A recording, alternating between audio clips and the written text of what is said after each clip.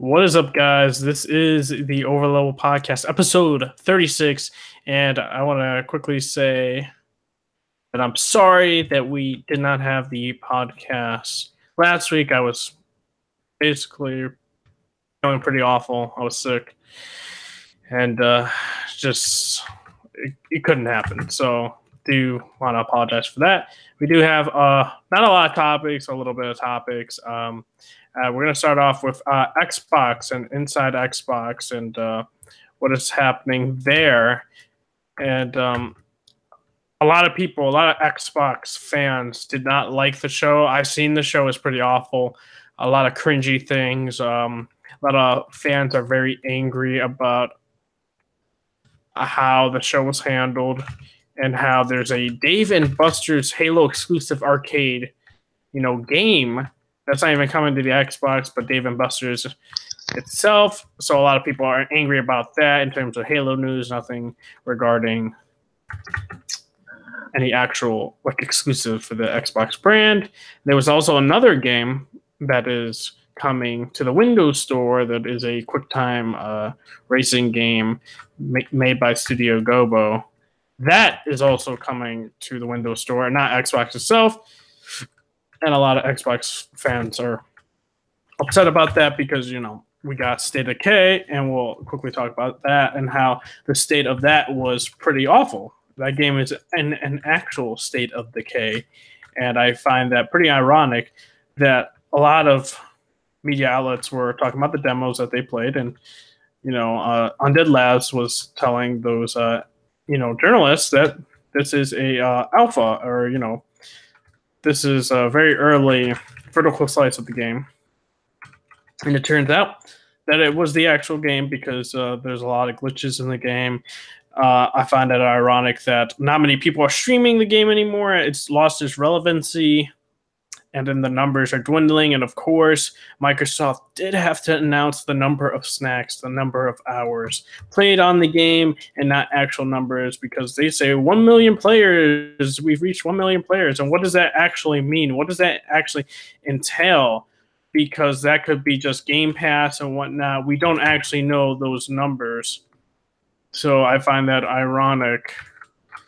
So, but overall, what do we think of how Xbox is going and the momentum for E3? Because it's not looking good to me. State of Decay is a flop. Sea of Thieves is a flop. And they needed at least a game to get themselves in that type of momentum, because they needed a win, right? But Inspector, what do you think? What do you think about the State of Decay, Inside Xbox, the momentum going to E3? Do you think this is not going to help Xbox whatsoever going to E3? Yeah, I think pretty much the momentum is dead. Like, as you said, State of Decay was a flop. Like, I was saying, mediocre to bad reviews, and Sea of Thieves was a flop. The thing is, like you said, they brag about how many players they have, but the next week or so, their player base cuts in half. Mm-hmm. And 1 million isn't really 1 million is nothing compared to how big the player base is for Xbox. Mm-hmm. Especially them probably using Game Pass with the numbers for $10 a month that they get the game for free, for $10. Yeah. Yeah, unless they have a big surprise for E3, which I doubt they will. I think interest in Xbox is just plummeting. No one really cares. Mm-hmm. Right. I feel you. What about you, Taladio? What do you think about the whole Xbox situation? The Xbox Inside and State of Decay. I don't know if you have any streamer friends that were playing State of Decay 2 or whatnot. I have got friends that actually do play State of Decay 2. It's a friends game, hands down. You can't play it by yourself. No, it's the same with Sea of Thieves. You can't do it by yourself. So that's the situation with there. I didn't get to see Xbox Inside, unfortunately, because I was doing other things. Yeah, like I said, I think this is the issue that Xbox have. even though they're trying to put out a thing, it's kind of a nail in the coffin right now until they announce something big and huge that will last a very long time. Mhm. So that's just me.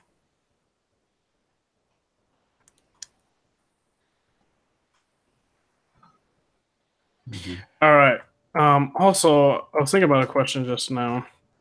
Mhm. What does Xbox need to do to like salvage what is happening? Because we're knowing that Xbox doesn't have the games lineup that Sony does, and we're not saying that Xbox needs to have the same games as games like God of War or stuff like that. But like, what do you think Xbox needs to do? Like, in all seriousness, we'll start off with Claudia. Xbox just needs to get first party games, to be honest with you. Some really, really good first party games. Something which they've never had. Mhm. Right? Yeah. We all know Sony's had first party games and they've lasted a long time. Microsoft, in the other hand, have just gone back to the same old first party games like Halo, Forza, Minecraft. You can't depend on those types of games. I'm sorry to say, you can't depend on those types of games to save your press conference. Considering you're the first one up, you've got to show something huge. And it's like, if you guys, if Microsoft are watching this, I am an Xbox guy, right, through and through, right. I've been with Xbox for 4 years. There hasn't been a single proper IP that they've had that actually did sell well. The only game which sold well was the Call of Duty series, which it wasn't exclusive, but obviously it was multi-platform, but it did well on the Xbox. But they need to go back to what they had before in the 360 days. They had like first party on a Xbox 360 days where they had Call of Duty, they had FIFA, they had a numerous other companies go to Microsoft, and Microsoft used to use them. Now, because they've got the Xbox One S, they're like, nope, we're not going to use that. And that's why I'm just saying Microsoft is basically lacking on games. I just think that. I feel. What about you, Inspector? What do you think needs to happen? Like Saladia said, I just think they need more big first-party games that aren't Halo or Gears of War or Forza. So I think people are just getting tired of them. Like, I know this is from a PlayStation fan looking from the outside into Xbox, a PlayStation guy, but like, even as Saladia said, like, even the Xbox people are becoming impatient with Microsoft. And like, there's only so far you could stretch Halo, which I think has, like, I know Halo's like their big series, but ever since 343 took over for Bungie, I think interest has gone down in Halo. And like interest has gone down in Gears, because Gears 4 was pretty much a flop. It wasn't a flop, but it just underperformed. Yeah, underperformed. Forza's popular for a racing game, but that's racing game standards, so it's kind of different. They just need big first party, like give a company like a budget so they can create something like a Horizon or something like a God of War or something like that. Yeah. But if you just bring out the same games, people are just going to be like, it's just the same games. No, I agree. They're not going to get excited. They're just going to be like, oh, it's the same old Microsoft with their Halo. Or same old Forza. Yeah. Or even Gears. There is a rumor that Gears 5 is supposed to come out. this year. Mm-hmm. Yeah, with the Walmart leak and all that. We can quickly talk about the Walmart leak because we were going to talk about that, last week, but we didn't have the podcast. Walmart leaked a couple things like Splinter Cell is it's pre-ordered and all this stuff, and also Rage 2, which was confirmed by Bethesda with the game, CGI trailer gameplay later, and also. Did they have Halo 6 or no? I completely forgot. Yeah, Halo 6. I had Halo 6, Gears 5. Gears 5, Halo 6, Mortal Kombat, I know, Lego DC Villains, and what was there? Rage 2. Yeah, those are the only ones I could really remember. And Gears 5. But yeah, the Walmart leak, being basically seems like being true because of Rage 2 and all that. Many gamers don't really know Rage 2. It was not like a super popular game. It had just like own fan base. But overall, have you guys seen the gameplay trailer for Rage 2? No, I'm not really interested. Okay.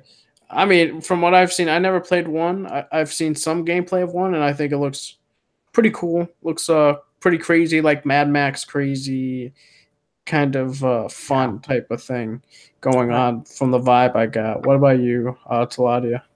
I thought the same thing. Sorry. I got the same feeling as as you, Mad Max feeling. But we gotta wait and see if they're gonna show some more gameplay. Yeah, in-game footage. So. But within that list, though, I will say, is that they did announce the DC Villains game yesterday.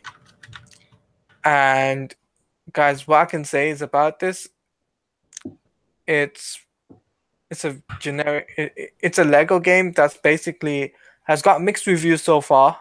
I do know that some fans are liking it, some fans are disliking it. Yeah. And it looks like that list is that Walmart leak sounds more and more legit. It's starting to turn that way. But if there is some games like Gears of War 5, Mortal Kombat doesn't turn up, then don't be let down. There has been some leaks that are true, some has not been. So for the time being, take it with a grain of salt because only 2 or 3 games from that list have been confirmed. Yep. So, yeah.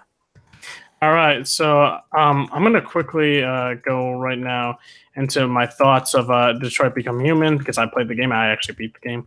And I got it for, $51. So I got it with the discount for Gamers Club.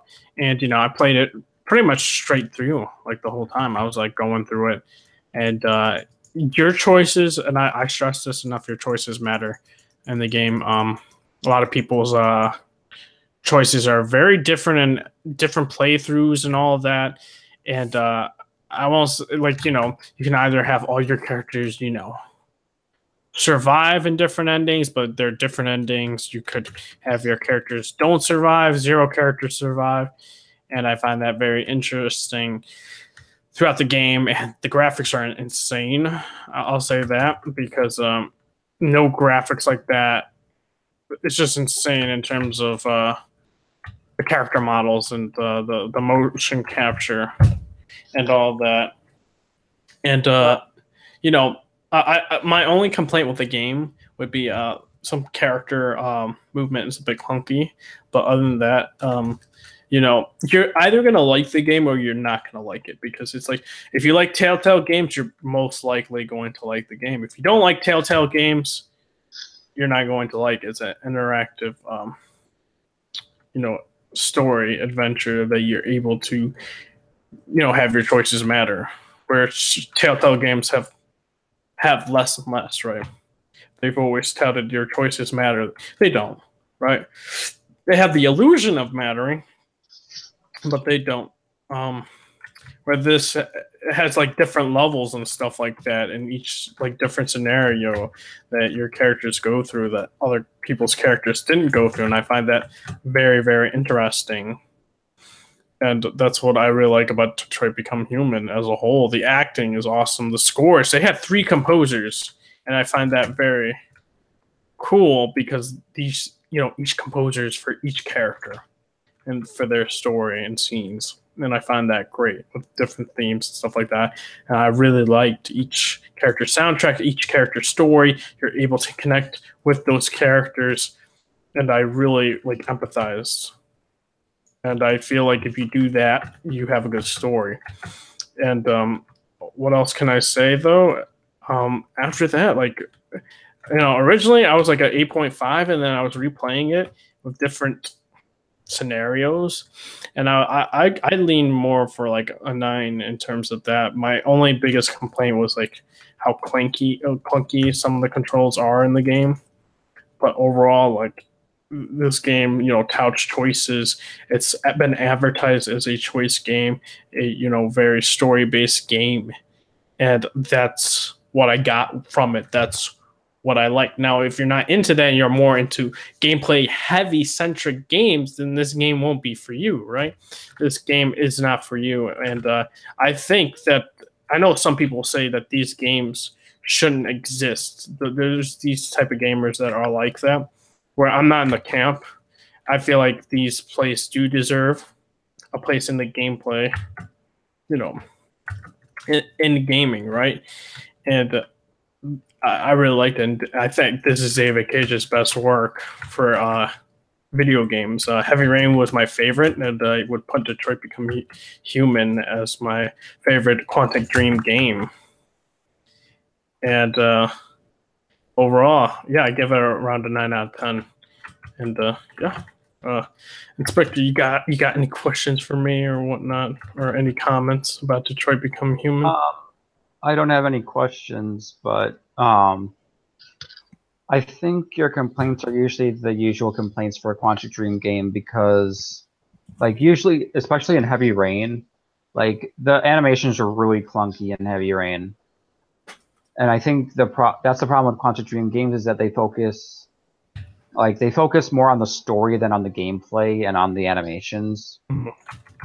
And, like, I mean, that's their type of game. Like, I've never played a Quantic Dream game because they never, like, I'm more of like a gameplay guy, so like they don't really pique my interest. So I mean, I like gameplay and story, but I think that you need to have a good balance of each one of them, not like go too into story and not into gameplay. But yeah, like it looks interesting, and the graphics do look crazy. So. What about you, Salati? You got anything to say?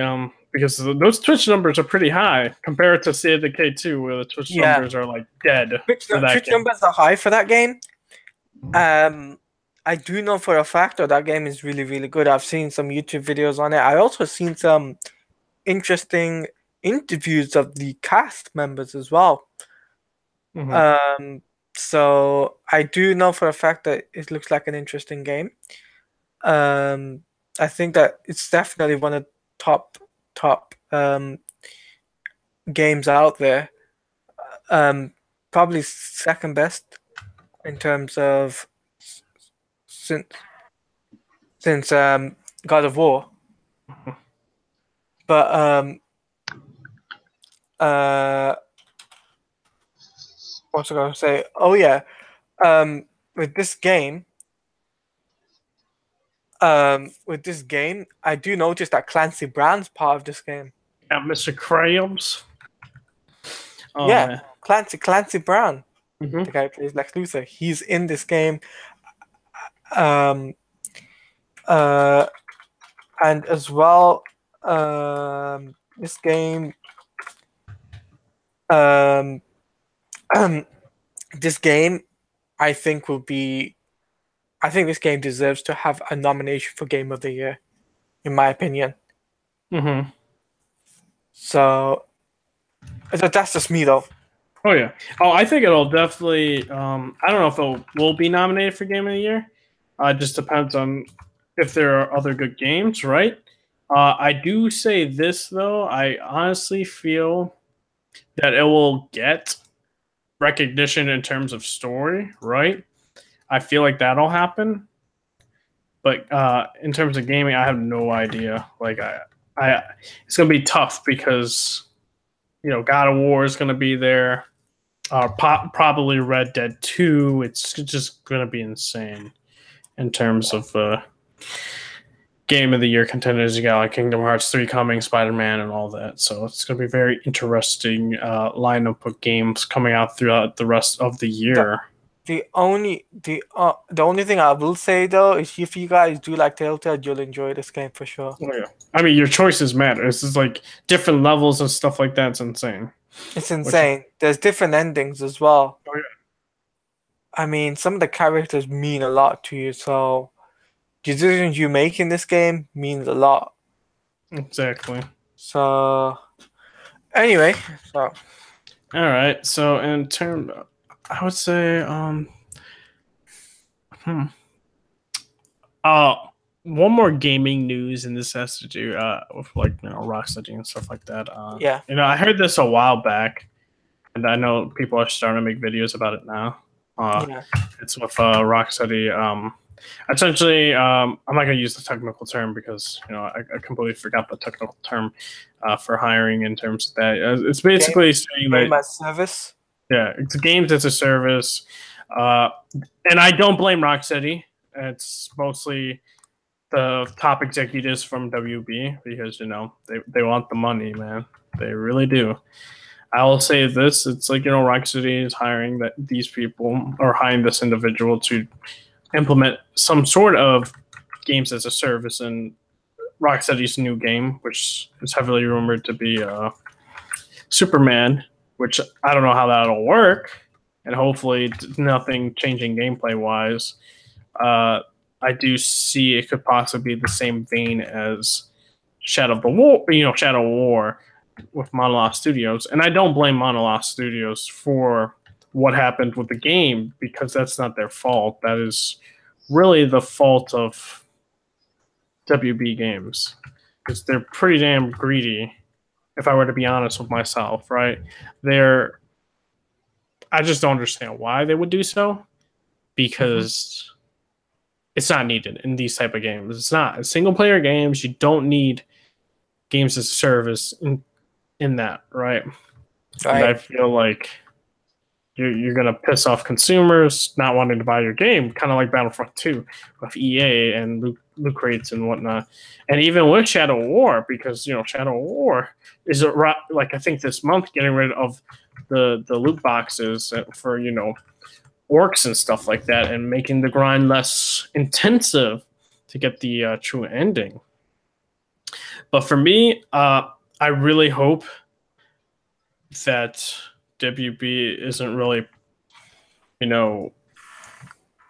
intervening with this game, kind of like how, like in the movie side of things, because this could destroy a game like it did with Battlefront 2 in terms of news, in terms of outlook, and that will make or break a game.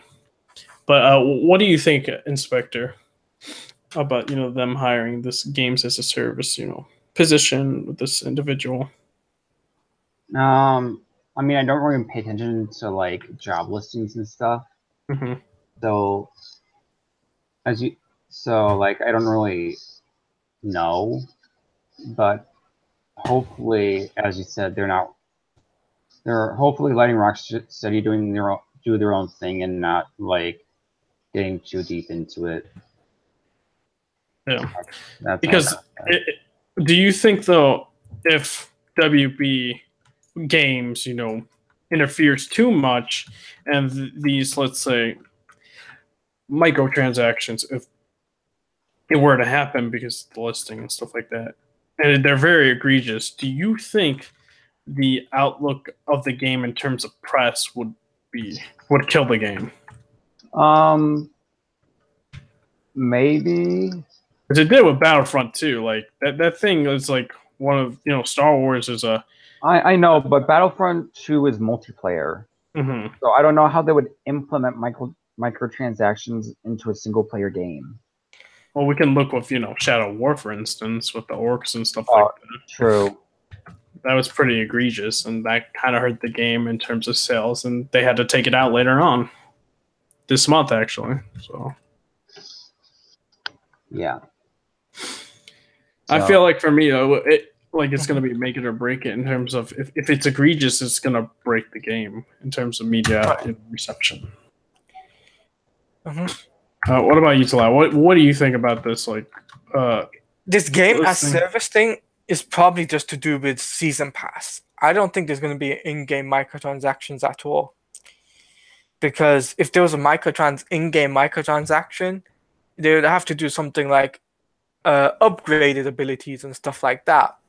If it's indeed a Superman game, because with the Batman Arkham games, right, with Arkham Knight, I know there was some sort of deal you had where you get like there was this bundle you got where you got upgraded more Batmobile Batmobile gadgets, and I believe some new abilities Batman could use, and that was a transaction. So that is the type of thing I'm expecting from WB for them to implement on Rocksteady's next project. I don't see them being like, okay, we're gonna implement what's it called? Game as service. What's it called? Sorry. Game as service. What's it call it? Microtransactions. I don't see that. I don't see that being the case, because if they put that into the game, it's going to hurt the game. And how is that going to work on a Superman game, or even another DC game as not prohibited, but something if they decide to do that? I don't think it'll work. But I do think it's the game as service thing is just to do with like DLC, season pass, because remember, season pass is 70 to 80 quid UK pounds. I don't know how much is it in dollars, but I do know that it's something like that, because like the Lego games, they've got a season pass coming out for their game. So it's like that basically.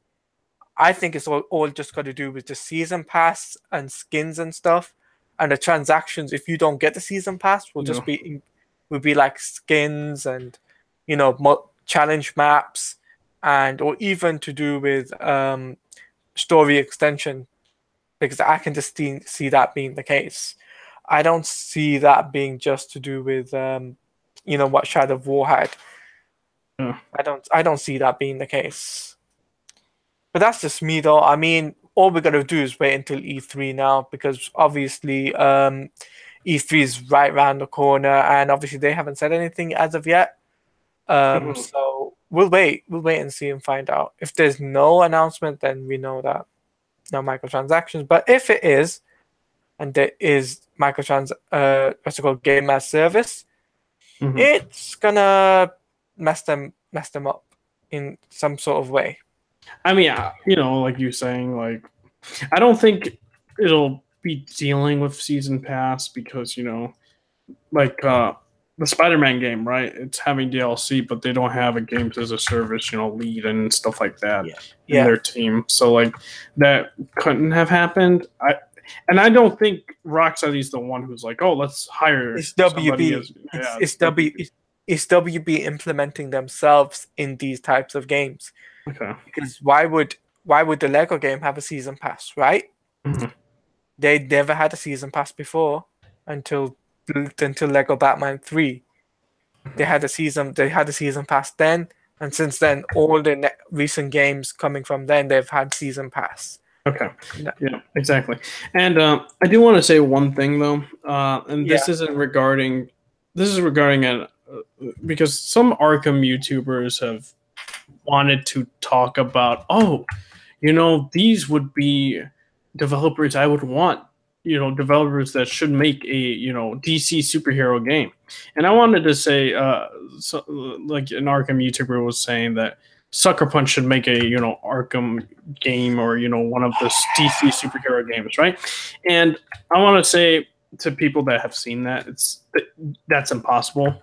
Sucker Punch would not be able to make a DC superhero game. So I'm sorry if someone misinformed you by saying that, because it's not true. It's not possible because Sucker Punch is a first party studio of Sony. WB Games owns the DC license for the video games. So even if they were to, let's say, hire Sucker Punch, which is impossible, then they would have to go through Sony, and Sony is they're not going to hand somebody a studio just to make a DC game to make it multi-platform. No, you would have something along the lines of, like, say, Spider-Man being a PS4 exclusive. So no, that's never going to happen. Sucker Punch will never make a DC game. And hey, would I like that? Sure, but that would be like that would be impossible. Cool. Just be impossible to do, because WP Games will never make a DC game, exclusive to one platform. It just wouldn't make sense for them, and and it wouldn't ever make sense for Sony to give up a first-party studio. Yeah, what I do know though is for like doing some research, is that WB have got like some presence of multi-platform game being there, and they only have got, like, I do know they've got like various other studios. Avalanche is one of them, Monolith, NetherRealm, WB Montreal, and Rocksteady are the main core studios that are currently, that I do know that WB own. I do know that they don't own Avalanche or Sucker Punch. Not Avalanche. Sorry, Sucker Punch or Insomniac or any of those types of studios. I don't think they would even go. They wouldn't do what Marvel is doing now. Well, isn't Insomniac second party? Insomniac's their own like development team. So like they'll make a game, but they need a publisher. Yeah. So like Microsoft with Sunset Overdrive, Sony with Spider-Man, and Resistance. Yeah. Resistance, with Sony. Ratchet and Clank with Sony. You know what I mean? Yeah. But it's just what I'm thinking is, though. It's like, I don't know who came up with this idea of the Sucker Punch idea thing, but whoever did, do your research, do your homework, because at the end of the day, I don't think WB would even take that chance, because they know that Sony is a it's a big company, and Sony would just make an exclusive thing. They would admit, and we all know WB is multi-platform games. All their games is multi-platform. They've never made it exclusive. The only thing they've done is DLC exclusive. They've never made it exclusive console games. Yeah. And I want to say also, like, what you said, should, like, people should take to heart, because the problem I have with some Arkham YouTubers is they don't play many video games, so they just don't know the landscape of developers, of how things go, and that's what I don't like about that. Right? Right. Just don't say stuff like, "Oh, Sucker Punch should make a DC game," which, if you do your research, Sucker Punch is first-party studio of Sony. They make exclusives for Sony because Sony pays them. Sony made the studio. Right. That's what I don't understand. Me as a YouTuber, right? I do all the research about, stuff like this before making videos.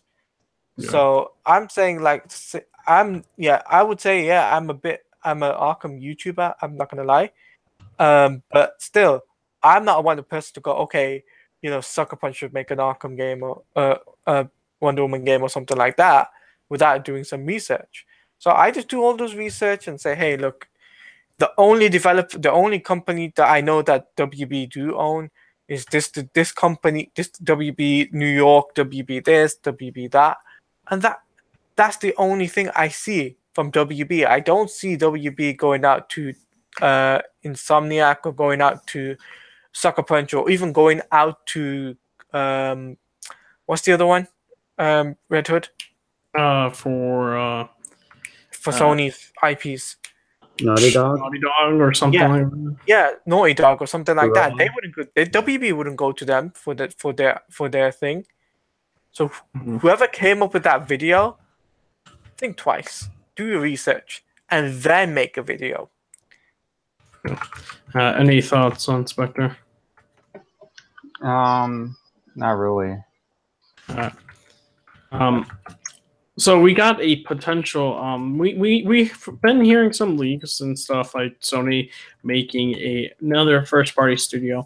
A senior game designer that was an ex Naughty Dog employee, has went on Twitter, said he's back at working at Sony. Okay. Someone asked where at Sony. He's like, that's a secret. So usually anybody that comes back and works, in the like a first party studio or first party area would normally say, okay, I'm working at, let's say, BioWare, or I'm working at Rare, I'm working at Naughty Dog. It's not much of a secret. Usually when stuff like this happens, basically means that it's most likely a brand new studio that's being made, which the leaks have been, saying. And this dude was also a multiplayer developer for Uncharted 4 and stuff like that. So it seems like when we heard the leaks about them making another, studio making for Uncharted and stuff like that, it seems to be the case. And but what do we think? Do we think that this is legit? We think that the leaks and now him saying that he's back at Sony now with him saying he can't say what studio. You think this brings validity to the leaks about Sony making a brand new first party studio? I will start off with Inspector. I think it's interesting. Do I think Sony needs another first party studio? I mean, I want to say they did say they want to double down on first party games and creating more first party games. Interesting. I think they're good as is because they have like 7 or 8 first party studios. Because they have like Naughty Dog, they have Gorilla, they have Benz, they have Japan Studio, Insomniac. Well, not really Insomniac, but they're exclusive for Spider-Man. Mhm. But yeah. So that's interesting. Like, I'm up for whatever they do. Mhm. But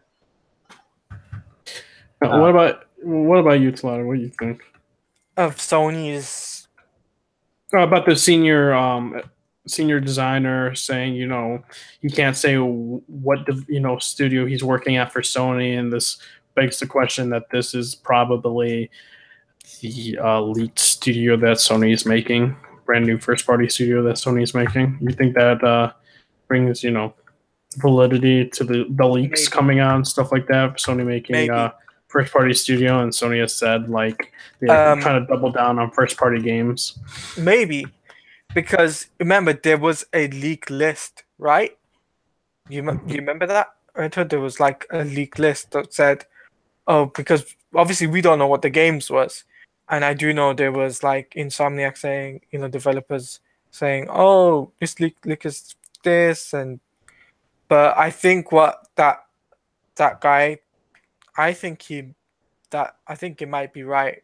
What you said, you might be right. I think there's validity to it. Yeah, because usually if it's a known studio, they can say whatever. They can say I'm working at CD Project Red. I'm working at I don't know BioWare or something like that. Or something, or like, because like I said, it's like because there's been a lot of leaks, right? For everything, for Sony's, Microsoft, whatever, yeah. Mm-hmm. But this guy coming out and saying this, it looks like to be validity to it.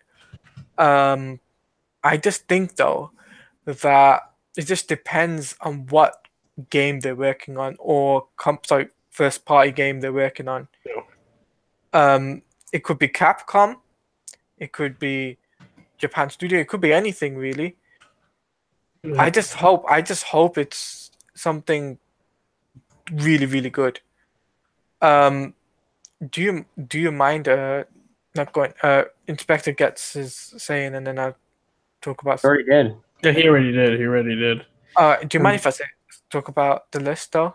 That's Oh okay. yeah. Well, one more thing, and because this is the last gaming topic, and then you get to the list thing. Right. So big news for Nintendo Switch owners. There has been a brand new Pokemon game announcement. Let's go, Pokemon. Let's go Pikachu. Let's go Eevee. And what can I say? You know, it's basically kind of a remake of the blue and red, yellow Pokemon games.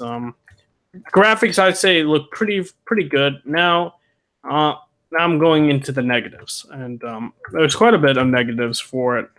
That you know, I'm kind of a Pokemon fan. I don't lie. You know, I like Pokemon games. Now, Pokemon Go. You know, Pokemon Go is in the title, right? Now, for Pokemon Go, let's go Pikachu and Eevee. Basically, no more random battles. No wild battles. You basically go in the wild grass and just catch Pokemon like in Pokemon Go in the app. Which kind of what about the RPG? You know, grinding, getting abilities and stuff like that. That's gone. And now you have to throw Joy-Cons to throw Pokeballs. That's something I don't want to do. Like, I feel like super gimmicky, and it's going after this Pokemon Go audience for the mobile devices, and I find that kind of insulting to the hardcore Pokemon fans. And then also hearing there's no online battles, and that's a big premise of Pokemon games nowadays, is to have online battles to battle other trainers all over the world. And now you can only do local battles, like somebody's in the room or something, like, you know, connecting like that. No, that's dumb. And that's what I don't like. And then also it's kind of it's a meh to me. Like I'm gone, you know, I just don't like the gimmicks. I don't like what's happening, right? And that's to me as a Pokemon fan. You know, they did announce in Pokemon 2019 there's going to be a main entry Pokemon game, 8th Gen, that's coming out 2019, halfway through the year. So that's a game for me, because I know there's not going to be gimmicks. To be stay true to the core of what Pokemon is. This is a spin-off game, and you know, I'm not getting it for $60. You know, it's just so dumb. And then I wouldn't be surprised if there's microtransactions like there is in the Pokemon Go app, and I wouldn't be surprised. But those are my thoughts. Talade, have you heard about this news and all this stuff like that? And what do you think? I just think it's interesting. I just see what happens. You know, for the future. Obviously, we do know the main Pokemon game for 2019. I heard about that. But if there's Pokemon, I hope they bring back the whole online multiplayer. What's it called? Online Pokemon battle. So I do hope that they bring that back. Yeah. So that's I agree. Inspector, what do you think? What was the question again? About, like, you know, how they basically took out, you know, wild battle encounters in Pokemon, and, you know, throwing Joy-Cons for Pokeballs, and also no online battles and all that stuff. Yeah, I mean, I don't really play Pokemon, so I really don't have any say in the matter. But like, it sounds kind of stupid. Yeah. But it just sounds like they're trying to be trendy. Yeah. And that's what I said. It's like, guys, vote for your wallets. Don't support the game. If you're a big hardcore Pokemon fan, just don't. Wait for the 2019 Pokemon game. It's going to come halfway through 2019. Just wait for it. Don't support the game, because if they do so much numbers and, let's say, break records, what is stopping them from adding this to main entry Pokemon games? You know. Yeah. Vote for your wallets and. They know, and yeah, those are my thoughts there. But Taladio, what do you have to show or say for the list? Right, the list is for the Sony press conference, and it said that Ghost of Tsushima's in it, a game from Software, with a question mark on it, Destiny 2 Bungie DLC, Call of Duty Black Ops 4, Dreams from Media Molecule, Devil May Cry 5, which has been rumored a long time by Capcom, a rumored game announcement of some sort by Japan Studio, another game by Capcom, PSVR case, PS4 VR indie, a Medieval Remastered, Days Gone, Ben Studio, Spider-Man Insomniac, Red Dead Redemption, Death Stranding, two rumored games, Avengers Project, Rocksteady's game, and The Last of Us Part 2. When I looked at this, I was like, dude, some of these games make sense. But obviously there was a certain a certain person that is part of the press conference came out and said, "Hey, this leak is fake," and it's like, hold on, you kind of messed up there.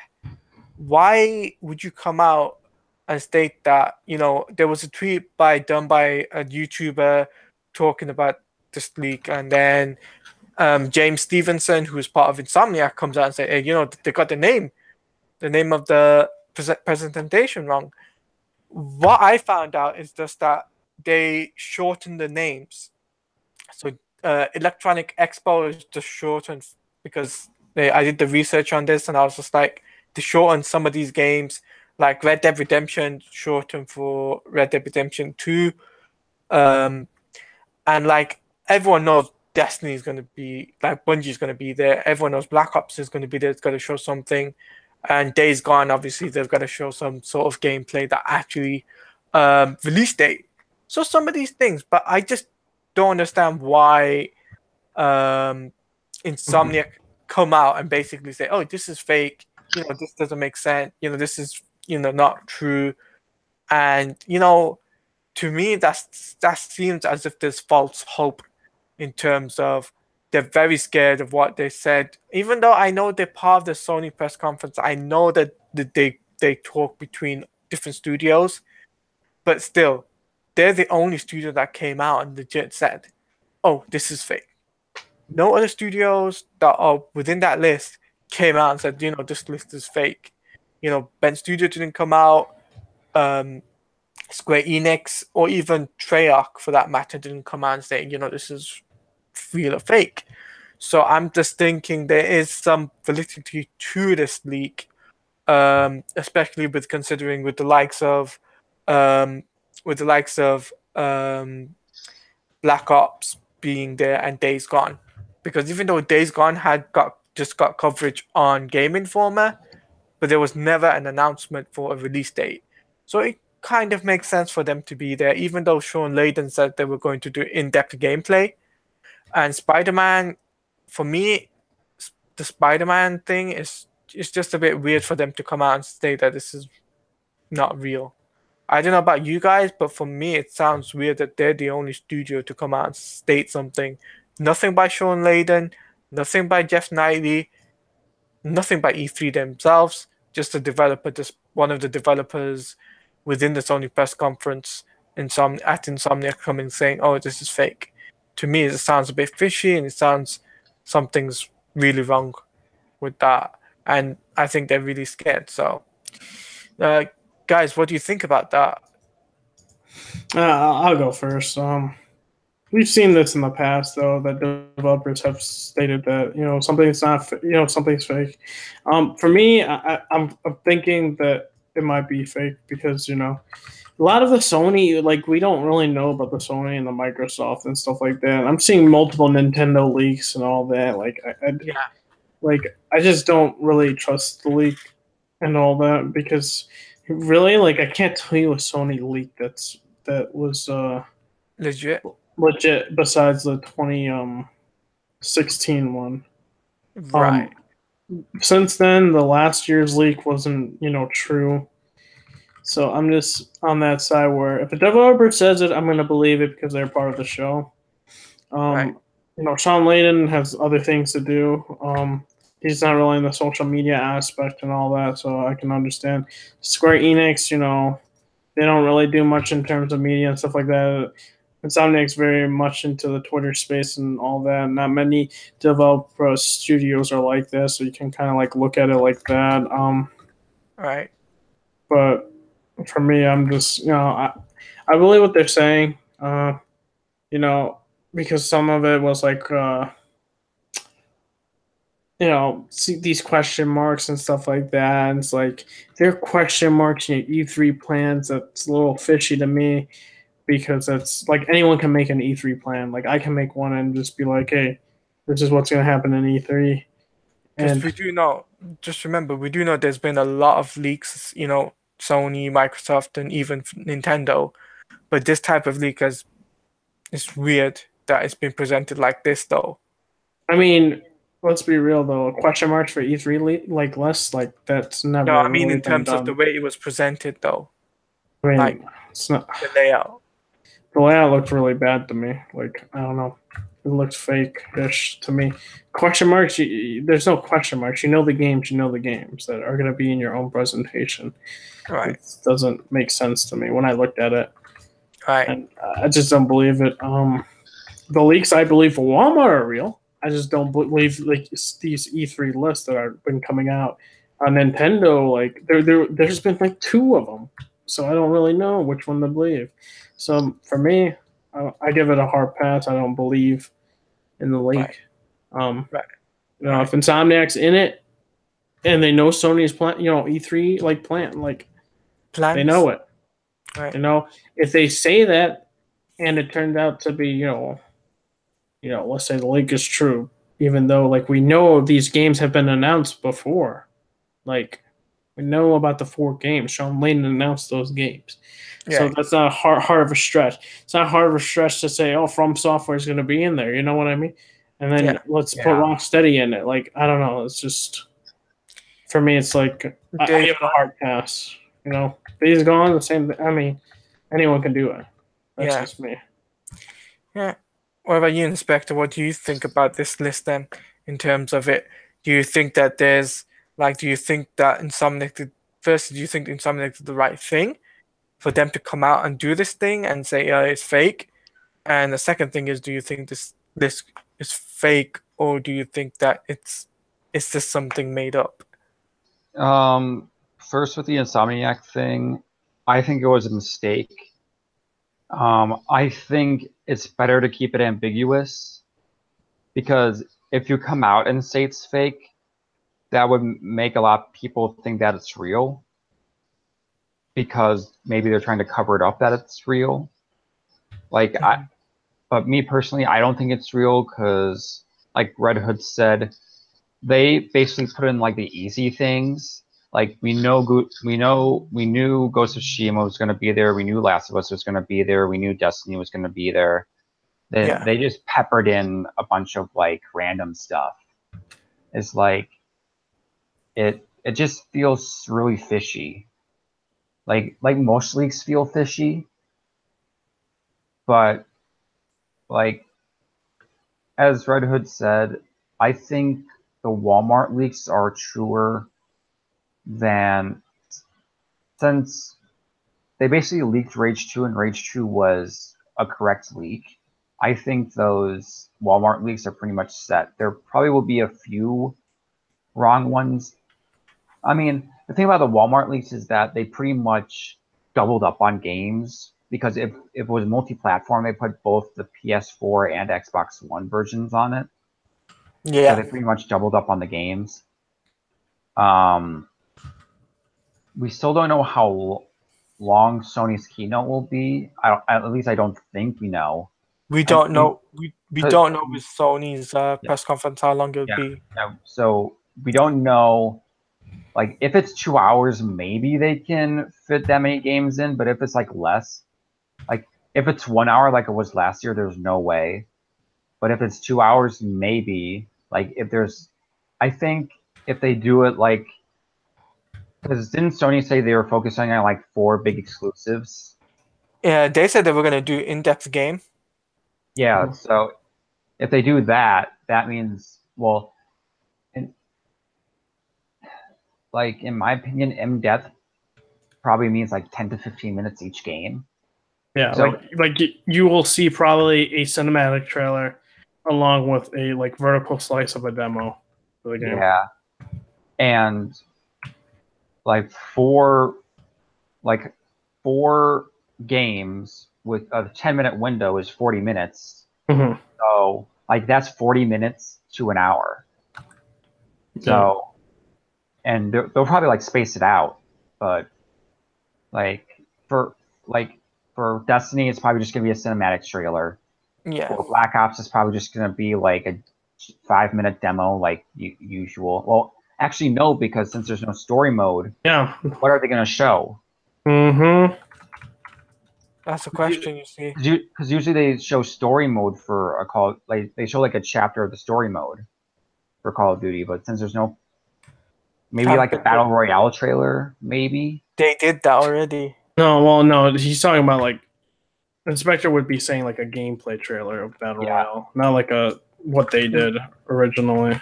Yeah, like a gameplay trailer. Like a gameplay trailer? Yeah. Maybe.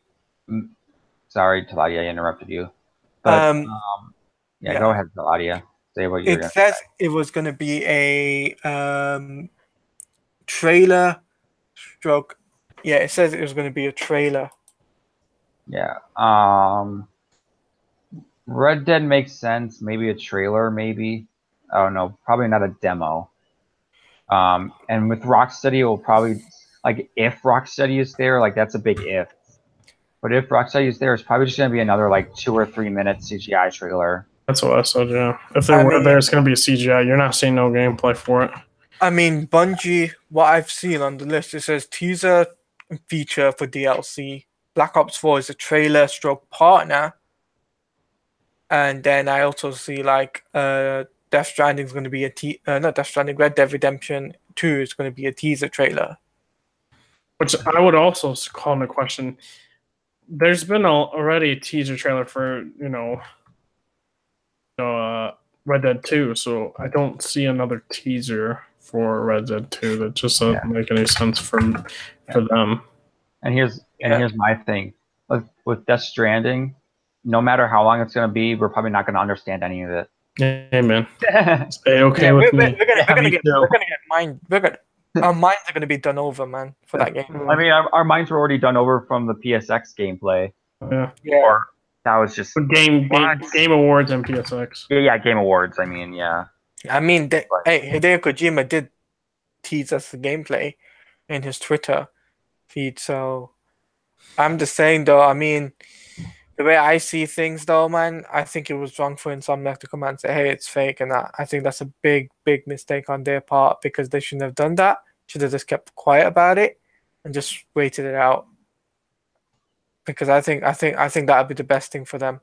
I know they're like second party and all, and they're doing a big AAA game, but hey, that's just me though. We'll wait and see though, innit? E3 is like what, 2 weeks away? Sony's press conference about a week and a half now. Yeah, a week and a half. So we'll have to wait and see in a week and a half time if there is indeed these leaks is true or if these leaks are fake. But yeah, we can move on to the movie side, I think. I quickly forgot to say, what do we think about Call of Duty and Battlefield? Real quick in our thoughts, because I'll quickly say, Call of Duty. All the leaks were true about that game, straight up. Battle.net. Yeah, they could have done that. They could have done that a lot sooner, though. What else? Zombies, of course. Overwatch-esque gameplay with healers and all this stuff, and health bars. And I'm just like, dude. They also say they tout boots on the ground. Like, dude. It's not new innovation, my man. And then having a health bar isn't new innovation. It's straight taking it from Overwatch and having these healers and stuff like that. Yeah, exactly. Oh, we're gonna have vehicles in Battle Royale. Wait a minute, that's also in Battlefield. Like, what? What are you talking about? What innovation are you talking about? Oh yeah, you had innovation, all right? You took out the campaign, which was also in the leak. and you damn well know they're going to charge $60 for it because they've always, and then they lied about saying 4% of players play all the campaign. Bull. Look at like Steam and look at PlayStation, and about 30% of players finish the campaigns, and then about like a small amount of players prestige. So, yeah, the facts with them saying that was completely wrong. And of course, you got the really hardcore COD fans saying we should be grateful it's going to be 60 because they're adding a battle royale mode. And it's like, listen, your so-called developers or you're being fans of these developers, and they've stated that a campaign costs them millions and millions of dollars. So this game should be 40, right? Mm-hmm. Because they took out a campaign, rightfully so. You know what? Charge the game $40, but they're not. They're going to charge it $60 with $50 season pass, which is insane. That's crazy. And then we got Battlefield, which also got backlash. I didn't really see much of it because I just didn't have the time. I know the big uproar was World War II. That was kind of been with the image being shown, everyone's like, oh, this was World War II. Now everyone has a big problem with girl being in it, right? A girl being in the game and being on the cover, and then also the robot arms are a part of the game too. So for me, I'm indifferent. I'm not like against one or the other side that says, oh, this is trash, or women are in the game. For World War II, this is awful. Now, people that don't know it, like history buffs, that there are, I think in Russia, like a group of women soldiers, there are snipers and stuff like that. So there were women in wars. Now, not to the extent of, that we think that men are, but no, they were in there. So that's that. But for me, I'm indifferent to the whole situation. I could see other people's points and stuff like that. Like, Battlefield games aren't realistic and stuff like that, so it makes sense and whatnot. So I'm really indifferent to the whole thing. I'll still pick it up. I'd rather pick it up than Call of Duty, if I were to be honest with myself, on Origin's store. But that's just me. What do you think, Talati, about Call of Duty, Black Ops 4, and Battlefield? Well, I think Black Ops 4 simply it's the kids. It's things for money grabbing because kids will want that. I'll be honest with you. Battlefield, though, that's a whole new thing, and I think that it's a really interesting thing. And I also think that Battlefield will have something that COD won't. That's the difference. COD's got a Battle Royale mode, but this Battle Royale mode is either going to be a hit or it's going to be a miss, right? And they also got the zombies, right? I know a lot of people play zombies, but it's basically it's for kids. COD is for kids nowadays. I know that. Whereas Battlefield, you need skill, pure skill to play that game. I mean, one of my friends, she plays the game. She's a Battlefield person, right? Yeah. She legit said to me, Battlefield is all about skill. I got Battlefield for myself, and I was tested a lot comparing it. I mean, with Battlefield 1, I think the main complaint is that it was a grenade party. Like, everyone just threw grenades everywhere. That was the main problem with Battlefield 1. But, like, in my opinion, I think with Battlefield 1, I think a lot of people got won over by Battlefield. Like, even the COD players that hated Battlefield, that played Battlefield 1, liked Battlefield 1. And, like, I don't think it matters to me that women are in the game just because, like DICE isn't going for full historical accuracy. Mm-hmm. And, like, I think it's stupid that people are saying, oh, it's not historically accurate. Like, it's a video game. It doesn't need to be historically accurate. It's just like a person complaining when, like, there's a comic book that's a period piece and it's not historically accurate. Like, okay, doesn't really matter. Doesn't take me out of the comic book. Yeah. But the one thing that annoyed me from the trailer is that they put the ticket meter on the top, even though the even though that's definitely not multiplayer, and that's definitely a CGI trailer and not from the campaign. So that kind of annoyed me. They did that with the Battlefield 1 trailer too. Like they put the ticket meter that's usually on in multiplayer in the CGI trailer, and Right. it's kind of false advertising, kind of, because they're making you think that it looks like that when it really doesn't. But they did, like, EA does the same thing with like Battlefront and all that stuff. So you can't really. Whoa. Yeah. So I never got around to playing Battlefield 1, but this looks fun. Mhm. Yeah, I think this game, Battlefield 5, looks to be really fun. And I think it'll beat COD, to be honest with you. In terms of it being like the multiplayer aspect of things. Yeah, I know COD has got Battle Royale and that, but how long will that last? Knowing for a fact that um this is something, I want to talk after this topic though, because I know that there's been another problem with Fortnite getting sued and that, but we'll Oh talk yeah, about completely. Yeah, that's that. true. But it's like, but I just think, as with Black Ops seeming to go in that battle royale mode, it's going to be for kids.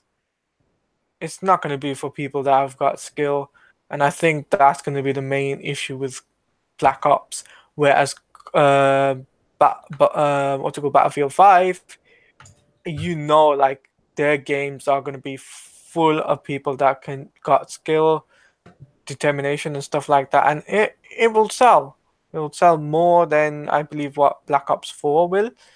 And even though I know they've got like the COD World League and all of that, I think there should be something for Battlefield anyway, because I think Battlefield has done a lot to get this game try to be as quite as accurate as they could. They're trying to make it equality as well, females and males to be in the same game. I think that's a big good aspect of things. Whereas Call of Duty never had Call of Duty did have that, but they it's like they took the campaign out, and it's kind of made it like just a multiplayer based game now. And it's gonna basically be bad. It's gonna be bad for them, I think, business wise. Yeah. Also, I want to say, like, they did add some interesting mechanics, like building. Like, But that what? could that could get them over though. That could mess them over because that's kind of copying Fortnite. No, no, Just no, no. It's not. It's not like that. It's like building your barracks and stuff like that. So it's building completely different than like Fortnite. Fortnite, you're just building like, I don't know what you you call it.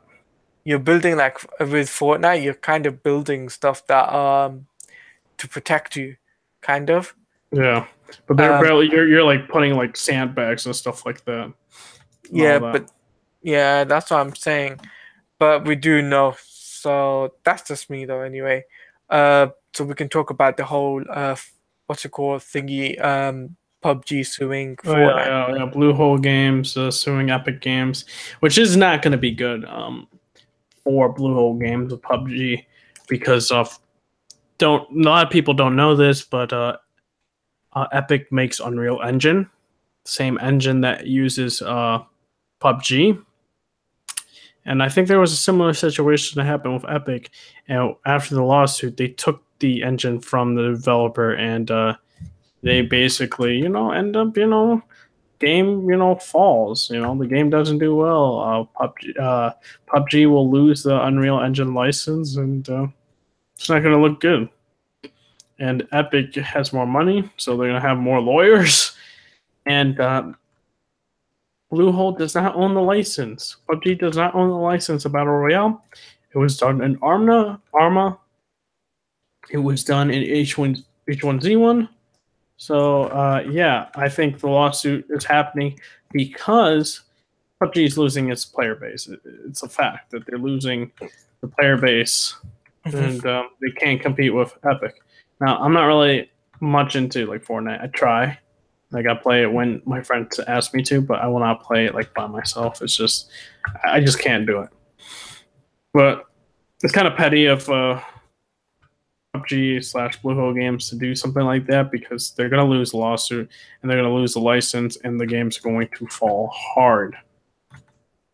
And they're going to have to try and remake the game with a different engine, which is going to be a nightmare for them to do and cost a lot of money and resources. And them, doing this lawsuit, it's already, going to cost them a lot of money and resources. I mean, they're not going to win. It's just not going to happen. So here's a question for you anyway. If they do lose this lawsuit, do you think Microsoft will hit them hard? What do you mean, Microsoft? Microsoft can't do. They're not going to do much with it. You know what I mean? They're just like, yeah. Did they partner up with PUBG? Yeah, they did. Partner up with PUBG, but they're not going to go out and try to protect them. No, not like that. Not like that. They kind of will say, "Look, we can't support your game anymore because of the stunt you pulled." I mean, could they withdraw? Sure, but they would want the game still on their platform. They're not going to go and say like, "No, you get off our platform." It's not going to happen. But I just do think that it's not going to end well for PUBG. I don't know what they were thinking. Bluehole Games, I don't know what you're thinking. So many Epic Games because you don't even have your own engine. It's their engine, so it's going to be RIP. RIP. Yeah, it's going to be RIP. For me, though, here's my opinion on this. It's a publicity stunt because they're not getting the attention they deserve. They're like, okay, we'll just sue Fortnite. Oh, I mean, I don't think it's a publicity. I think they believe what they're saying because they said that they were going to take legal action right when Fortnite came out. I guess it was before Fortnite became like a big hit. Like, I honestly believe this lawsuit is what they truly believe in, and it's not going to help them at all. No, it's not, and I think that's the problem. It's not going to help.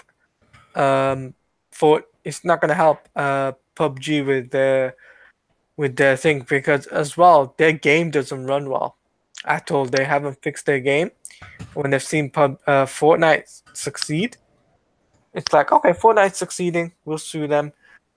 And I mean, I'll even say this: H1 could sue them, Armano could sue them. What do we know, right? Any developers, but they don't because it doesn't make sense. Because they don't own it. They don't own the engine, right?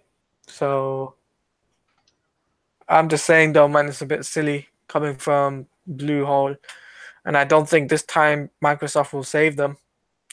Microsoft will probably give them a warning or something and just say, look, we're not gonna. If you pull a stunt like this again, we could possibly scrap. We won't scrap your thing, but we could just cut loose ties with future projects. Mm-hmm. See that happening. So, Inspector, what do you think? I think it's stupid on the part of PUBG and their developer to sue Epic just because their game is falling in popularity over Fortnite. I just think it's very petty of them saying, "Oh, like we're losing our player base." It basically like reeks of jealousy because basically all of the PUBG players are going to Fortnite, and like even Fortnite has like hit reg problems and stuff. Yeah. But like yeah, and as you said, they're gonna lose the rights to. Sorry, PUBG is gonna lose the rights to Unreal when they lose, because they are going to lose. This is just stupid. Mm-hmm. But I agree. Right. Sorry. But we're gonna switch over gears now. We're gonna talk about movie side. Yep. Not many movie news. Just movie news about Deadpool 2 and also Deadpool 2, Han Solo, and I don't know what to call it, the Sesame Street knockoff. I have no idea. But the Happy Time Murders. Yeah. We'll go into that as the last news. Deadpool 2, I've seen it, liked it, thought it was funny. I saw it. I saw it too. Gave it like I gave it around like an 8. Yeah, I gave it around an 8 as well. Really liked it. Domino, loved it. Loved her. Loved Cable. Loved that Deadpool, of course. Also, who else did I like? I like Peter. Domino. Peter's a boss. Mm-hmm. Let's see. I liked it.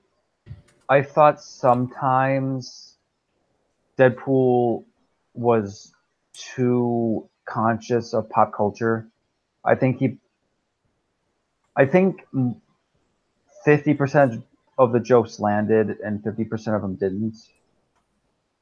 I think the beginning credits, like they did in the first one, I think the first one was way better. Like the opening credits, I didn't laugh at all during the opening credits. I'm just like, oh, they're doing this gag again. Like it was funny the first time, but the second time it's just like it lost its luster.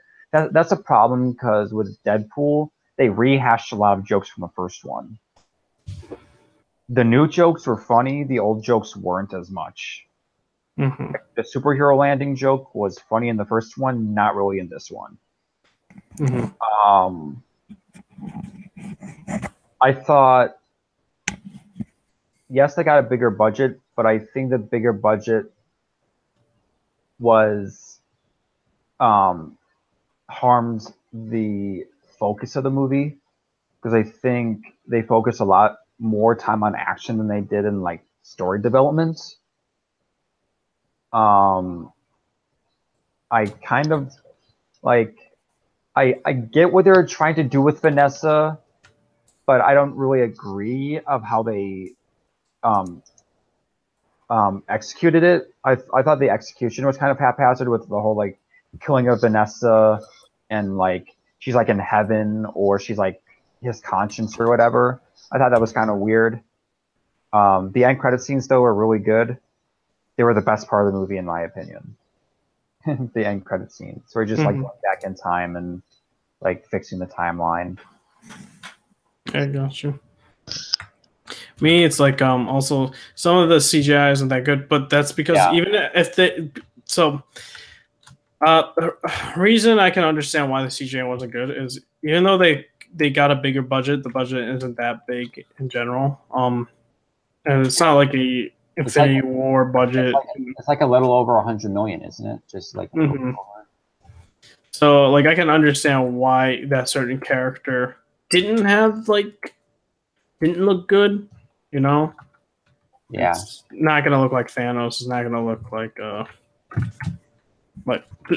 only like villain I can compare a CGI to like is Thanos. Yeah, it's not gonna look like him. So I can understand that. And plus, the kid was kind of annoying at times. I mean, I was fine with him for some reason. Yeah, he was fine. Like he bothered me in some scenes, but I really liked Cable and Domino. I kind of felt like it was a waste of X-Force. Dude, I liked it. I love that scene so much. I liked it, but they showed a lot of X-Force in the trailers, and it kind of felt like false advertising. Like they filmed a lot of scenes for the trailer, and just like I think we could spoil it since pretty much everyone has seen Deadpool that wants to see it. They kill X-Force. They kill all of them except for Domino. And like it was a funny scene. Like the funniest one was Shatterstar and the Wood Chipper. I love that one. I love that. Oh my gosh, I loved all of that. Those death scenes. I loved like Terry Crews' way. No, this was like Deadpool's reaction to it too. It's like hit by bus. He gets hit by bus and like the Vanisher hits electric lines and it's Brad Pitt. Yeah, I like that too. What? Like I didn't even notice that. Yeah, because Brad Pitt was in the runnings to be Cable. So they just put him as the Vanisher. Yeah, that was funny. I just like how he how Deadpool is like on the billboard and he's just like looking at X-Force and he's just like, I'm so proud. One of my favorite jokes was when he's on top of Juggernaut. It's like the sun's getting real low. Oh yeah, dude, they had a couple of Marvel. Actually, they had more jabs at the MCU than they did with the DC universe. It was like they only took one jab at the DC universe, and Couple stabs at more stabs at Marvel. And that's funny. Which I found interesting. Yeah. It's like, something with the Winter Soldier armor. I laughed about that. Dude, I love the. I just also love the Juggernaut ripping him in half. Like he's like fanboying out, like how a kid would, like like moving around like that. Like that's totally like what a kid would do, like if they met their celebrity. Yeah, Like, I liked Colossus. Like I liked him in the first one. Colossus, really good. Megasonic Teenage Warhead didn't really have that much. Yeah, she barely had any screen time at all. She was like, she had a lot in the original than this one. Yeah. I liked her like little girlfriend, Yukio. Yukio. Hey man, you know what they say? Deadpool 2 is sexist or something like that again. Yeah, you got those news articles already coming out. It's getting ridiculous and that, but overall, I still liked it. Me, I liked, like, to me, more of the jokes landed for me than you, it seemed. But that's also a preference and stuff like that. And how those land. What else can I say? I really liked it. Oh, I just liked also the scene with the. No, I also like Tim Miller's character in terms of like how he's just torturing. You mean TJ? You mean TJ Miller? TJ Miller, yeah. Yeah. Like, I thought it was okay. Like, I wasn't really a big fan of him in the first one. Like, this one, he was okay. Like his jokes were the ones that didn't land for me. Oh, they didn't. For me, they did. I loved how like he's like, I'll tell you everything you need to know. And it's like, and also like, oh, Dopinder. I feel so bad for that man. Yeah, yo, Pete, you can join. And then he's just right there and just throws the fucking like beer shit. But one of my favorite parts was in the beginning when he had like the Logan statue and it was like, oh dude, that's so messed up. I was like, oh god, it's like, you died in your movie, no, I'm gonna die in this one. It was so messed up. I was like, dude, did you notice in his death scene they took the Logan music? Oh yeah. I was like, I'm listening. I was like, that's freaking Logan. Like, what? Yeah, they used the Logan music and the sad, like, for Logan's death song with X-23. X-23, yeah. And I was like, dang. I did like that reference. Like, it's like, Papa, can you hear me? Papa, can you see me? I was like, do you want to build a snowman? I'd never made that connection in my life. I was like, wait a minute. So, do you want to build a snowman isn't original?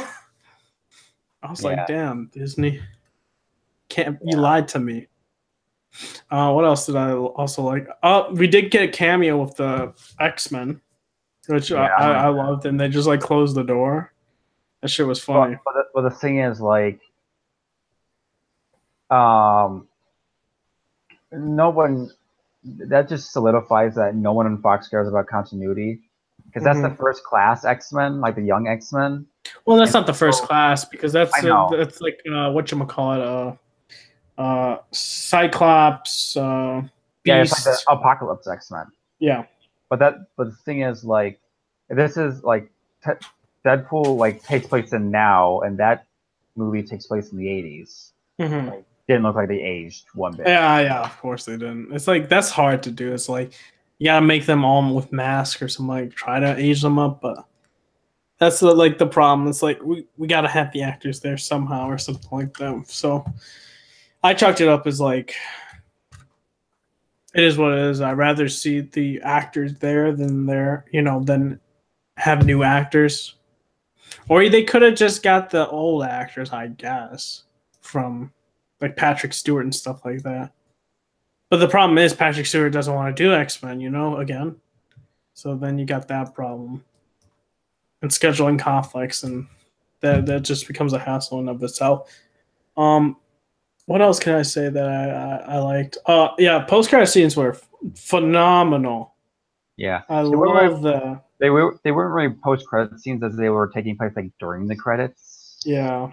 But they were funny, like... Yeah. Dude, like, I just when love... When he went back to Wolverine... Yeah, dude. For X-Men Origins Wolverine. And then shot the other Deadpool in the head. He's like... Yeah, and shot him multiple times. And like, the Green Lantern one where it's like Ryan Reynolds with the script of Green Lantern and it's like, you're gonna make that was funny. and then he's like just shoots him in the head. Yeah, it's like something about Canada. It's like it's like screw Canada or whatever. It didn't say screw. It's like you're welcome, Canada. Oh yeah, you're welcome, Canada. Yeah. And I was like, the damn. Other one was like he saves Vanessa. He kills the last robber or whatever. I knew that was gonna happen. Like that was like obvious. It was like this is where it's gonna lead and stuff like that. And dude, I just also gotta say, like, Brolin is a good actor. I'm not gonna lie. Like, dude, that dude must be making some bank back to back. And his next movie is coming out in a couple months, Sicario too. So it's like that's crazy. Mm-hmm. There's a bunch of movies. What else? I like the action scenes. They did reference for the Juggernaut, right? I loved how he ripped him in half and stuff like that, and how Deadpool reacted. Yeah, and also like how he grew his legs and stuff. That was pretty funny. Also, I loved when he was dying and he's like, "Wait 1 moment." Yeah, it's like he keeps like. He's like trying to he's like delaying it. Yeah, I like that part too. And they didn't really go into Cable's backstory like I thought they would. Maybe because it's super confusing. I mean, yeah, it's super confusing. It's like Scott's Summer's son, but not Jean Grey's son. But yeah, it gets to that point where it's like, yeah, you can't really describe Cable without like doing a bunch of research. Oh yeah, you got to do a bunch of research. But they kept it like that. I don't know if they'll ever explore it. They could possibly explore it, but along with this Marvel, Fox and Comcast, it's going to be, I don't know. It may never happen. Who knows about that? But what else can I say? Yeah, I overall enjoyed it. Action scenes were cool. CGI, not the best, but it is what it is for that. And that's why I kind of take a couple points off for that. And, the story is, for me, it's serviceable for me. I can understand why some people don't like it. It's basically just Terminator. Yeah. I mean, it's okay. Mm-hmm. But, yeah. That's like for me. Post-credit scene's great. Chemistry is there for a lot of the actors. I was super confused. Who voiced Juggernaut? Some people were saying it was Ryan Reynolds. Yeah, I think it was Ryan Reynolds. I don't know. They did reference. I like that they referenced the Juggernaut being the brother of Professor X. Yeah. Because a lot of people don't know that in the comic book realm. Yeah. And they were like, "Wait, my mom's like, wait, they're brothers?" And I'm like, "Yeah." You didn't know that? He did voice Juggernaut. Oh, he did? Yeah. I didn't even think it sounded like Ryan Reynolds. Me neither. That's crazy. Ryan Reynolds does some good voice impressions, I guess. Well, what about you, Claudia? I love the movie.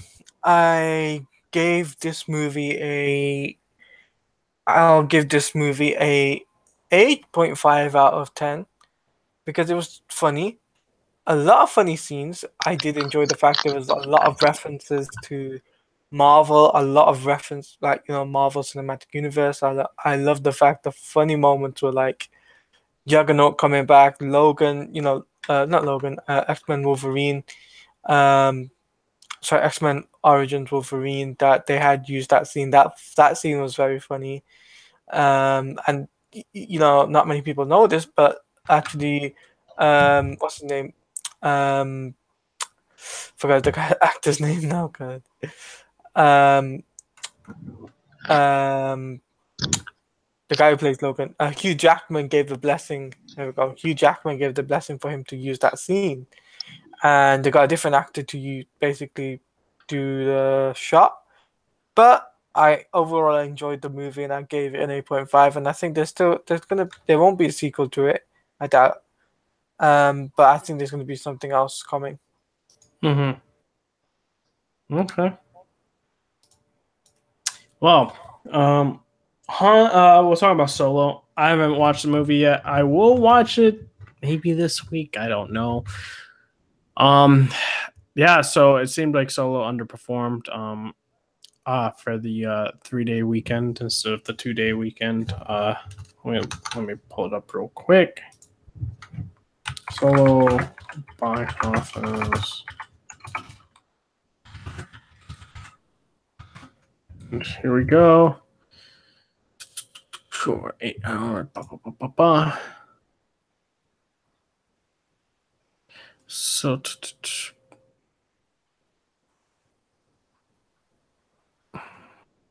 it made like 93 or something.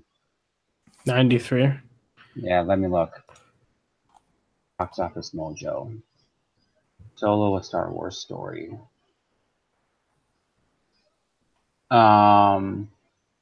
Let's see. Weekend. Okay, for so the 3-day weekend, it made 84.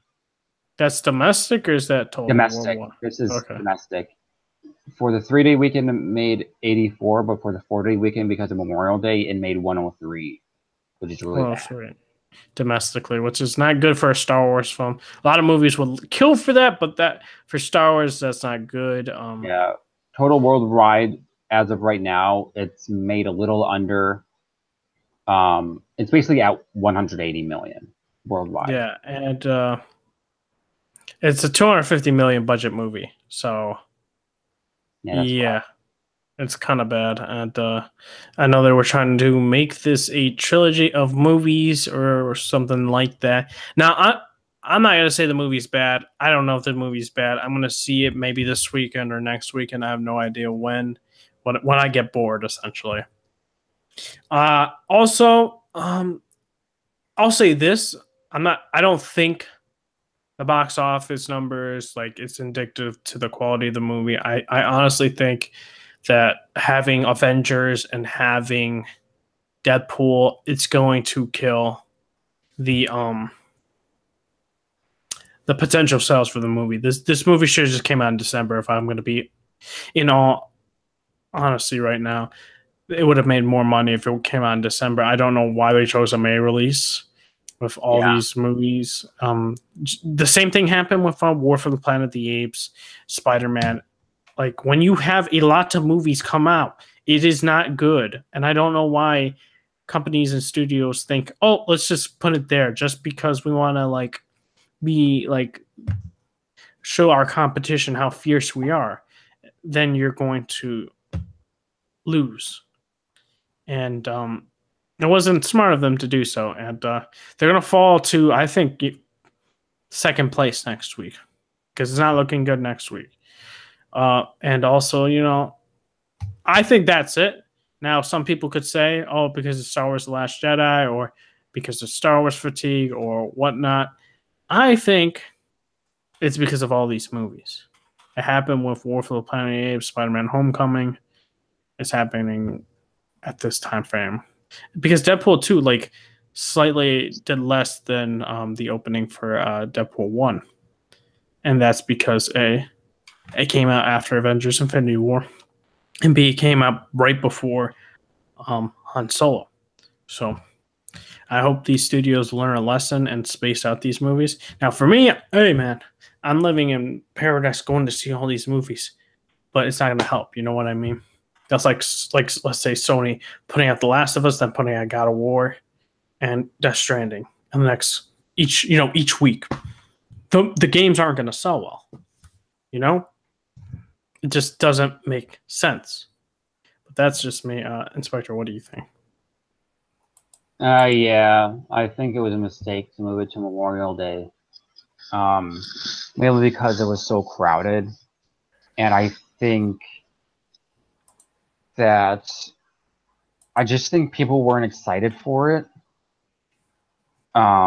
Because a lot of people have been kind of lukewarm on the Disney Star Wars movies.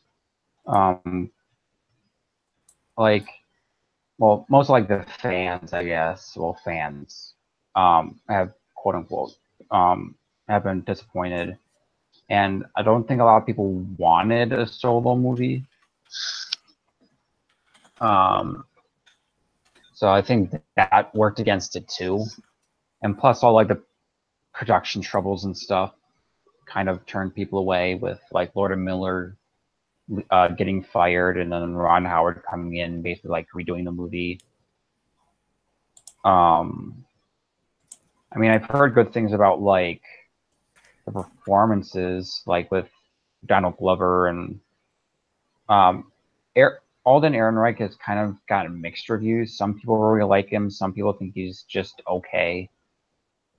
There is a cameo, which I know of the cameo because. Oh, you talking about the? Oh yeah, I got it spoiled for me. Yeah, like I know what the cameo is. Like I'm not gonna see the movie, so I don't really care. I'll say the cameo is pretty good from what I've heard, and yeah.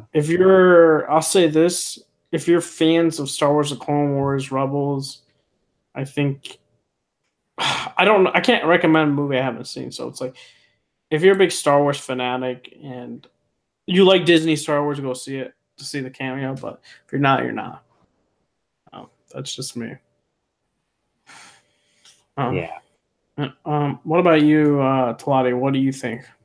Sorry, I wasn't paying attention. About the box office underperforming Solo, you know? Well, like, do you think it's because of all these movies coming out? Do you think it's okay? I think it's because Deadpool came out. But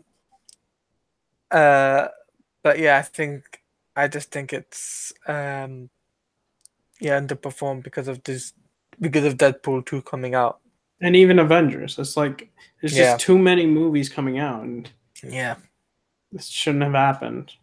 It's kind of like the same situation where all these other movies underperformed or just didn't get a lot because of, let's say, last year, right? We had it with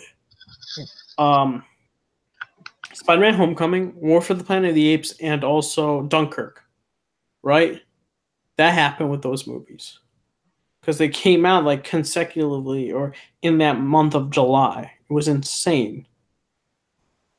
I think that shouldn't have happened, and it did again. So it's like now Disney have said like they've learned from this mistake that this isn't going to happen, and they're also going to think about these Star Wars movies. And hey, if you Star Wars fans, boycott it, and maybe they'll hear you. Who knows? Maybe Disney will talk to Kathleen Kennedy, or maybe she'll get replaced. I don't know. That's just me. But Taladia, because you're a Star Wars fan, you gonna see this movie at all, or no? No. All right. I really didn't have the time to go, to be honest with you, and same. I mean, I'm only gonna go when I'm really bored to see it. Like, and from what I've seen, like reviews and stuff, like it's been how long has it been out? No, it's just been out for 1 week. Yeah, it's just been out for 1 week. So I won't spoil it then, because I've already seen it's been spoiled for me anyway. So you're talking about the cameo, right? Yeah. Yeah. That's what me and Spectre. We didn't go into detail. We're just like, we found out about the cameo. I found out an accident. I didn't seek it. I didn't seek it. I just found out What's funny is that I was in a chat with people. I'm like, I'm not gonna see the movie. You can just spoil it for me. Yeah, I was on YouTube just doing my thing, and on my recommended page it shows up the cameo. And I was just like, what? Really? Yep. And I'll say it's kind of interesting that they did that too. I'll say that, and maybe they might do something with a cameo in future movies. Who knows? I think they should. Maybe they should do a similar type of thing what they did with call it with Solo. Maybe they should do the same thing for that. That's what I'm saying. I would like to see a movie of that cameo. That category. Yeah, with that cameo, yeah, sure. I'd see it. So. That category, yeah. But anyway, let's move on to the next movie. Okay, and so now we're gonna talk quickly about the Sesame Street knockoff. I don't know what it's called. Inspector said, and I just forgot. What was it called? Happy Time Murders or something like that. Okay, Happy Time Murders. I'll say like some of it was funny. Now there's a lawsuit with Sesame Street going against Happy Time Murders. because they used like Sesame Street or something, in the trailer.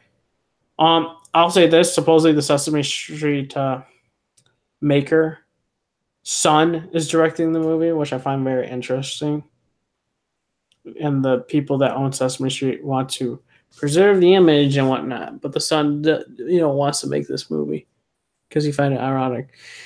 They're filing charges, and I find it funny that the Happy Time Murder people had a Muppet, or they're gonna have a Muppet as they're a lawyer, which is interesting that they're poking fun and making fun of the whole entire situation. But for me, I don't know, like in terms of the suing and stuff like that. For me, it's like I'm indifferent again. Like I don't have a side because I can see where both are coming from. The son wants to make some of the stories that are untold from his father's work, and Sesame Street wants to preserve this image. Me, I'm just indifferent. I can't, I just don't know who to really side for. But Inspector, what do you think? Yeah, I guess. I don't know. Like, I haven't really been following this movie, but I know it's like very controversial, and I get where Sesame Street is coming from. Like, they don't want the image of Sesame Street to be on this like really dark, like really gory, I guess. I don't know if it's gory, but it's just like very dark movie. They don't want like false accusations and stuff. I don't know if it's the right thing to do, because maybe like it's a double-edged sword, but like I'm not gonna see the movie, so it doesn't really matter to me. So that's all I gotta say. All right, what do you think, Claudia? I've got no words. I'm kind of speechless at the moment, so you can skip me because I've kind of got nothing to say. I gotcha. Yeah. Okay, so I forgot one more thing in terms of gaming news. God of War sold 5 million. 6 million. Oh, I thought it was 5. Pretty sure it was 5. And the NPD, like they were reporting, it was 5 million in 1 month copies, which is pretty good, very good. Also, biggest exclusive, most money generated for an exclusive, and all this other stuff. It's insane. God of War deserves all of it because it's a masterpiece in my eyes. Favorite game this generation, and I'm playing it for a second time. And yeah, I'm playing it a second time and also playing my first playthrough to finish the Platinum Trophy. So I have a couple more trophies left, and I'm going to hit that stride. Oh, Inspector, what do you think about this news? I think it's great. I love the game. I'm still going through and getting all the collectibles. I think, like, I love the game, but I feel like with most games, when you go and do all the collectibles, it gets really kind of tedious. I mean, that's not a big, like, criticism of the game, because that's in all games. So, like, when I was doing my playthrough, like, of the story mode, and, like, when I think I was more invested then, because, like, when I decided to do side stuff, when I got bored of side stuff, I would just go back to story mode. I would just go back to the story. But now, since I'm done with the story and just doing all the collectibles, I kind of get bored quicker. Just because I feel like I'm going around in circles, and some of the chests are like really hard to figure out. And I don't like using guides because I feel like that's cheating. So, like I'm trying to figure out my way around, and like I still have like a bunch of things to go in Midgard. Like I only have like 60% of Midgard explored. I still need to fight all the Valkyries. Well, not all the Valkyries. I still need to fight most of the Valkyries. Like I'm not like hardcore playing it. I'm like just playing it when I feel like it. Like I don't think I'll ever platinum it because I don't think I want to play on like the hardest difficulty, and that's probably what you need to do to get the platinum trophy. So that's probably what you're doing right now. Are you playing on Give Me God of War? Oh, the second playthrough, yeah. Yeah. And how's that going? Pretty hard. Pretty hard. Yeah. But loving it. Loving how hard it is. Yeah. How far are you? For the Give Me God of War, I'm at the point after Atreus's first human kill. Okay. So yeah, I'm at that point in the story, loving it. Also, saying, yeah, I just can't wait. I know if people want the official novelization for God of War, you guys can get it. Corey worked on it with his father. So it was pretty cool joint effort that they did. So you guys want to read that, you can read that. I might pick it up to support them and read it. See if they added some details or whatnot. But also, we'll go with Taladia. Talia, what do you think about the news for 5 million copies sold for God of War? That's really, really good. Really, really good. I just think there's going to be some more information. Nice. And quickly want to say, okay. Quickly want to say though, someone tweeted out, I know this person, they were like, how did Kratos survive the Blade of Olympus and stuff like that? And Corey is just like, in due time, I'm gonna, the story's gonna be told. And I'm assuming in the sequel that they're going to talk about it and how he survived, because it's not a spoiler, but Blade of Olympus kills gods. Straight up. So, Spectre, what do you think about that? Corey, tweeting out to a fan and stuff like that, saying, that, it's going to be told, and everyone's assuming it's going to be a sequel. You think it's going to be a sequel, comic, or what? It definitely sounds interesting. Like, how many theories are there out there? Like, what are some of the theories? What are you talking about? Like, how he survived. Just like what people think? Yeah, what people think. I don't actually hear any theories like that. Like, I don't even know. Like, you have a theory? No, I honestly have no theory about that. Like, I'm thinking about it. Like, I have no idea how he survived it. I mean, that's a big stomach wound or abdomen wound. Like, I don't know. I have no idea. I have no idea. Maybe it's something to do with like his soul or whatever. Since like, or like after he went to Hades, like after he went to the underworld, like technically he has all the soul. Like technically he has all the souls that Hades like had, including Hades' own soul. So maybe like he transferred his soul or something.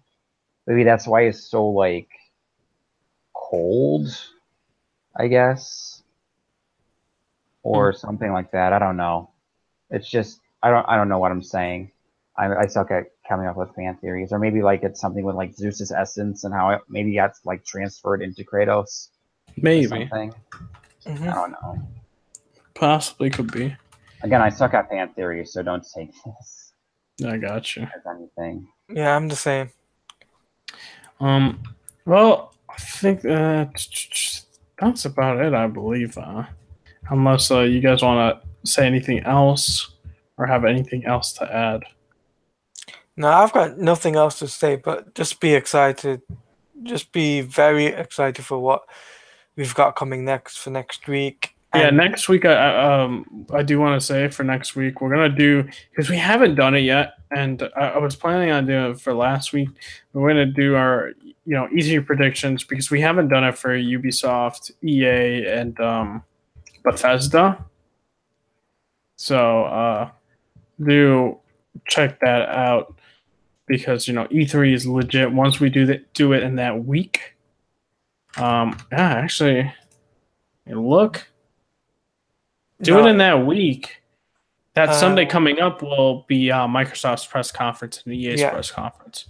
So Microsoft's and EA's. Microsoft's on Saturday. No, Sunday. Sorry. EA's on Saturday, and then Sony's on Monday night. And Square, I forgot Square. I think they're on Monday too. Monday afternoon. No, yeah, Monday morning or Monday afternoon. I think they're Monday morning. No, I've got you. Sony versus EA on the 9th, Microsoft on the 10th, Bethesda on the 10th, but it's after Microsoft. Then Square Enix on Monday at 1 p.m.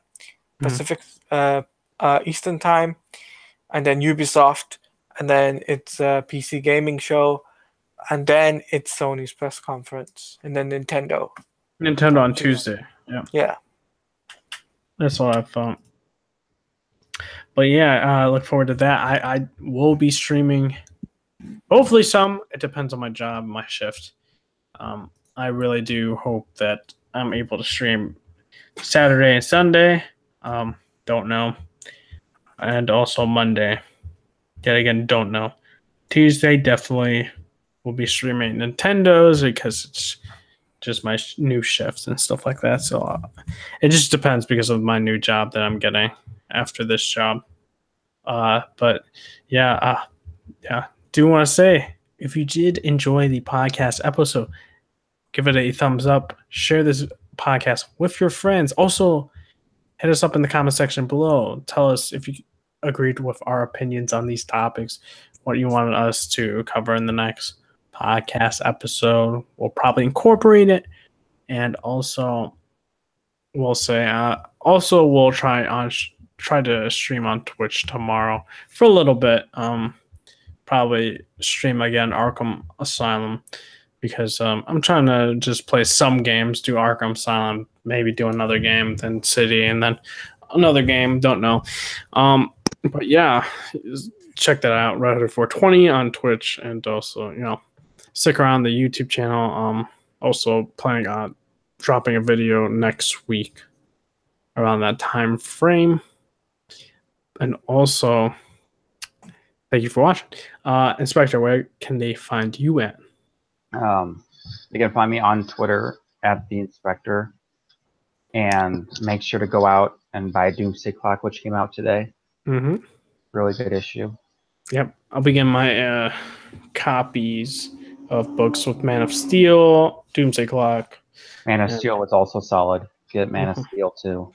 And we'll begin them next week because my paycheck comes out next week. So be doing that. Now, Taladia, where can they find you at? You guys can find me on Twitter, which is at mtaladia. You can find me on Twitch, which is Taladia Plays. You can find me on YouTube, which is also Taladia Plays.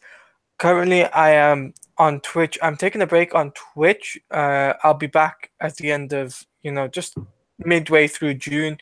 I'll be doing I'll be going back to Arkham Knight, doing some gameplay for that. On my YouTube channel, I am currently doing a collab video with another YouTuber where we're doing some coverage on that. We're doing DC stuff and even E3 coverage, which you can check out. And yeah, pretty much on my Twitch is going to be Arkham Knight. We're going to finish off our story on that, and also probably even do some Injustice just to kill time. And then hopefully everything goes well. But if you did enjoy this video, make sure you do leave a thumbs up. That'd be very much appreciated. And make sure you subscribe to the channel if you're new around here as well. That'd be very much appreciated for Red Hood. I'm sure he will be very much appreciated for that. But until next time, we'll see you guys later.